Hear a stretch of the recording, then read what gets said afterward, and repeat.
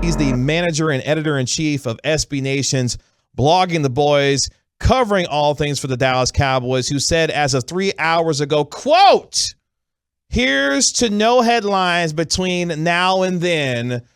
RJ Ochoa, good enough to join us right here on your home of the Cowboys, 105.3 The Fan. I'm sure you feel very strongly and very confident that that will be the case between now and July 25th and 26th, correct? Well, I do, KG. It's great to be with you guys. I think a lot of people know I'm a Houston Astros fan, so it's great to be with you guys on a rather immaculate evening. Hey, why are you doing this? This is the part where we could hang up the phone, RJ, so I'm going to need you to relax, okay? I will tell you that I am a Tolo. I happen to be driving back down south today, so I was a Tolo today. I've listened to the game on 105.3 The Fan if it offers any sort of condolences or solace, but that's the only headline that I want to see, between now and Oxnard, because if there is one, it won't be good. Let's just hope that things are pretty calm between now and then. What was worse, Micah Parsons' lack of a golf swing at Topgolf, or the fact that the Cowboys really wasted, a day and a half of our time with this so-called mandatory minicamp of theirs? The cancellation of the practice doesn't really bother me. I'm not that old yet. Micah's supposed to be this athlete, and Micah's supposed to be this dude who can do everything. And he's been going to all sorts of sporting events. So at this point, he lives in a climate that is rather controlled for the beautiful game of golf. So I would have expected him to be a little bit sharper. So I'll say that. I'm not too bummed out at minicamp wrapping up soon for the Cowboys. Y'all got to figure out these expectations, man. Y'all expecting him to do the 20 sacks and swing the golf club? Can't nobody. He the one hitting home runs at the home run derby. Doing all that stuff. Swinging the golf club, and that's him setting those expectations. That's all I'm saying. I mean, he's a lion. The golf is famously known for a tiger. There's room for multiple kings of the jungle. I mean, so go RJ stretching stuff again. Yeah, I mean, it's there. The opportunity is there. Hey, it is what it is. Well, RJ, while we talk about expectations, we were talking about what team or what players on this team would need to step up the most to have a good season, and we had a really interesting conversation about the offensive line. What expectations do you have for this offensive line? Because I've really been focused on offensive line play in general around the NFL in this offseason.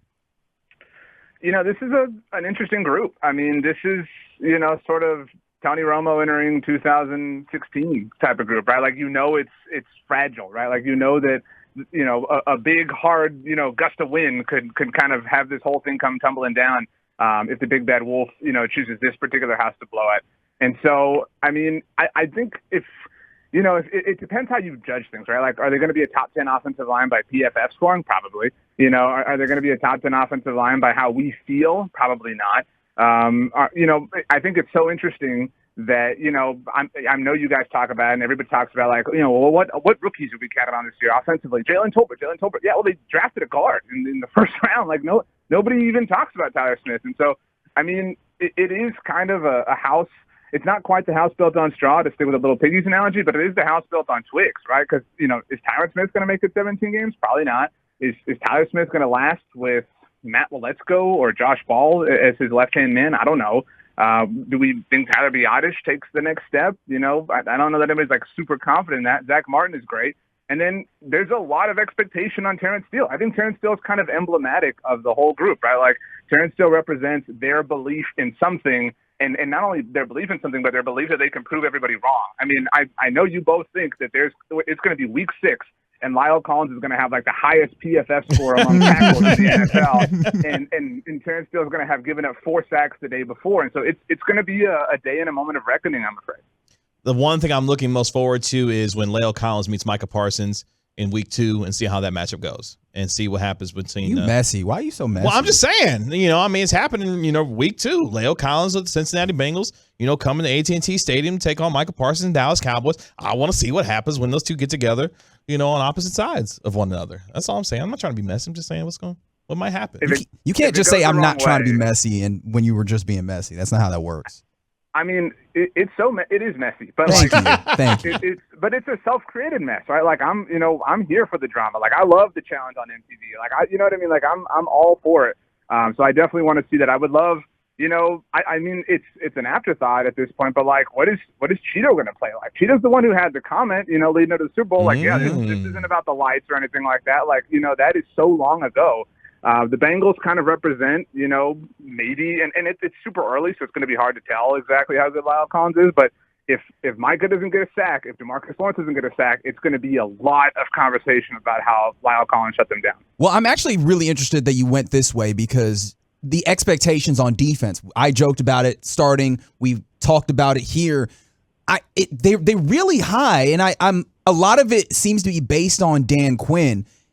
What is Dan Quinn's actual impact? Because it seems like there's a lot of fans that are starting to believe that he has a magic wand and that he has like spells in tow. I mean, that's, this is like there's so many memes, right? Like there's like the triangle of like stages of being a Dallas Cowboys fan. And this is how it goes, right? Like, oh, we fall in love with the defensive coordinator, and today it's Dan Quinn. Yesteryear it was Chris Richard. Before that, people did fall in love with Rod Marinelli. People did fall in love with Monty Kiffin.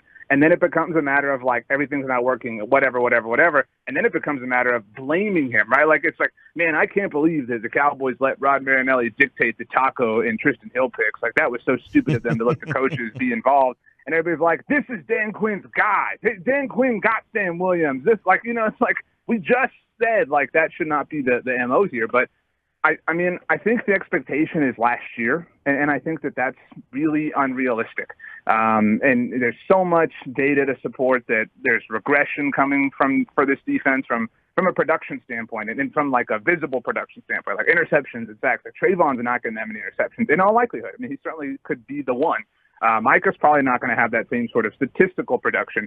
They're probably not going to have the turnovers in the moments that swung games. I mean, Trayvon had the pick that swung the game in New England, right? Like they had so many kind of fortuitous bounce. DeMonte Kazee had an interception in the end zone against the Chargers. I mean, you take those two kind of weird moments away, and all of a sudden we're talking about a 10-17, right? Like, and that's just kind of the nature of the NFL. It can be so wibbly and so wobbly like that. And so, I mean, they will regress in all likelihood. We sat here, all of us, a year ago and said, it is so dumb that people are hyping up the football team because the defense is likely going to regress. There's no way they can repeat that defensive performance from 2020. And they didn't. And, I don't think this team is that team, but that's coming for them as well. And so as far as Dan Quinn, I think that he is the hot name right now. He is the dude. And so everyone needs like one thing to place their implicit and infallible trust in. And Dan Quinn is that guy because you can find something from Mike McCarthy to bag on from his time in Dallas. You can find something from Kellen Moore. You cannot find anything that Dan Quinn has done during his time with the Dallas Cowboys to bag on. So he is the guy right now. RJ Ochoa of SB Nation's Blogging the Boys joining us right here on your home of the Cowboys, 105 through the Fan on the Get Right. Appreciate joining us right here on 105 through the Fan. RJ, when you look at the comments about Dak Prescott and him getting back to some running the football a little bit, does that excite you? Or using his legs, not necessarily running the football. I mean, you have to use your legs to run, so yeah, I guess he might be booting and things of that nature. You know what I'm trying to say. Okay. The question is, does it scare you, excite you, terrify you that we could be seeing more of Rayne Dakota Prescott's legs being used within this offense? Well, my first thought, if I'm being honest, was, so you did hold him back last year, right? Like that was my very first thought, right? Like if you're going to do it more, that means you did it less at one point in time. And, if you look at it, I mean, obviously everybody's talked about in the last, 36 hours, whatever it's been, wasn't like a down rushing year for Dak, but 2018 was insane. That was when we saw Dak kind of like evolve and become the franchise quarterback that we know him to be today. I love it. I mean, like it's a tool, and like there's a risk. It's football. Like I think people try to live in like one extreme here. They say like, no, you have to be completely totally safe, or you have to be completely totally aggressive. Like there is some middle ground, and I think that middle ground fluctuates game to game, quarter to quarter, series to series, play to play even. There are moments that call for aggression, and I think that we've seen Dak have a really good read on that for the most part throughout his career. Obviously got hurt last year, and obviously got hurt in 2020 on some kind of freak things, but I mean, I think, this red zone offense has been really bad. And that's something that is generally, if you have somebody who's built like Dak Prescott and who can move like him, it's generally somewhat unstoppable. I think Josh Allen is a great example. Obviously, prime Cam Newton, not to say Dak is either of those players, but it's an element in your offense that you have to explore. That is something they've shied away from. Tony Pollard's utilization is something they've shied away from. I mean, you cannot just get down there and run Zeke 3 times and think that that's going to be how you have success over and over and over again. All right, sorry, gentlemen. We're going to have to call an ISO. RJ, Frankie DeYoung, where are we at? Glory, glory, Man United and all that. How are we feeling? How are we feeling about the transfer window right now? I think I came into it expecting some fireworks, foolishly, right? I mean, but the new hype can only carry you so far. I am excited about Christian Eriksen. I think that's something that is necessary. I think there needs to be some stabilization within our club. It's been really rocky, and I think even last year was rocky. We look at the success they had finishing second in the table, and it was a mirage, right? Mm-hmm. I think we needed the moment of reckoning, and I think that when you need a moment of reckoning, it has to shake you to your core, and so we're there. And you can't go from shaking to your core to stable right away. So I think we need some high quality, high character guys. Frankie de Jong didn't appreciate his comments about currently playing for the biggest club in the world, but I get it. You're a company man right now. I think it's going to happen. I trust it. For me, I honestly, though, as far as the transfer window is concerned, could not really care more or care less. For me, this season is about Ronaldo continuing to give me memories to last a lifetime, and the development of Jadon Sancho and fixing Bruno Fernandes, because Bruno broke. I don't know if you're fixing that, dude. I don't know if you're fixing that. Look, at one point I thought he was a true talisman, and that has not been the case for a very long time. So those are there are far more important in club priorities than the transfer window. And that's not a fun or sexy thing to say, but it's just the reality of the club at the moment. I disagree. They needed a talent upgrade. But regardless, that's soccer talk for everybody. Enjoy that. Hold that. You didn't think you was getting that, did you? The three of us will be streaming FIFA this coming season, so we'll be on that, and it'll be a good time. Hey, when they brought Erik ten Hag in, I was like, all right, things are going in the right direction. We got a bald man. Yeah, we'll be fine. It's all going to be okay. We're all going to be okay. We got a bald man who looks fit, in a suit. You know what I mean? Yes. That's what you need in English soccer right now. If nothing else, he'll look the part. He'll look the part.